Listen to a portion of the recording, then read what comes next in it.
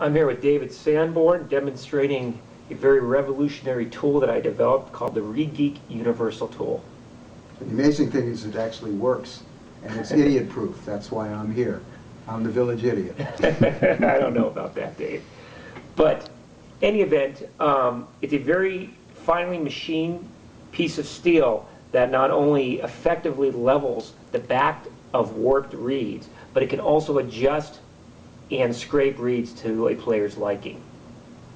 And what I like about it is the fact that it's very easy to, it's not like a knife where you have to be really exact and make sure you're on an even exact plane, You can work with the, you can just hold it in your hand. You can be on the gig or something and just hold the reed in your hand and make sure that you can be assured that it's exactly level. What you're cutting off is totally symmetrical because it's well, you can explain what the blade is. Sure. Yeah, all the blades are honed and blanched on machines much closer tolerances than any knife or anything else that has been previously available on the market. And it doesn't have to be constantly sharpened like a knife. Right. You do not have to sharpen the tool, so you don't have to worry about that. And it also is small enough in its case that it will fit in your pocket. You can take it on the airplane. You can take it. Yeah, very important. On the gig through TSA.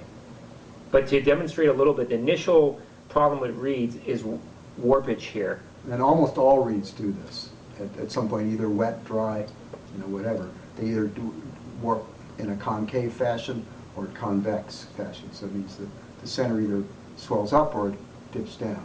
Mm-hmm. And until previous, a lot of players would try to work on files or on glass or with knives, which all aren't flat, and the results are very inconsistent. And they also leaves a residue. It kind of pushes all the reed pulp back into the reed itself, so it doesn't really accomplish what it is that you're trying to do.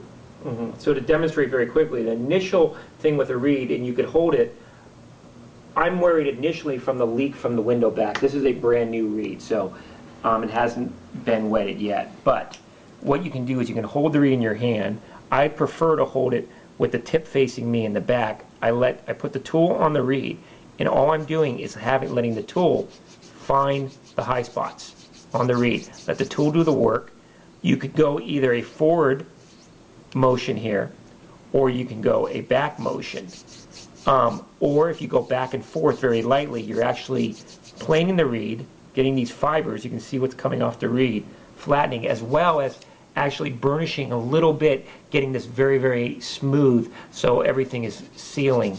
And I think what's key to this is you're taking off such microscopic bits with every stroke that you can really control the amount that number one, that you level the reed, but also the amount of cane that you actually take off. So you're taking out a minimal amount of cane, and you're not really changing radically the way the reed plays.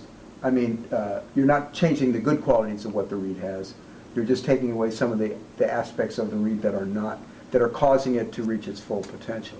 Exactly, because now you do have control over how much you're going to go into the heart, that you're not touching it.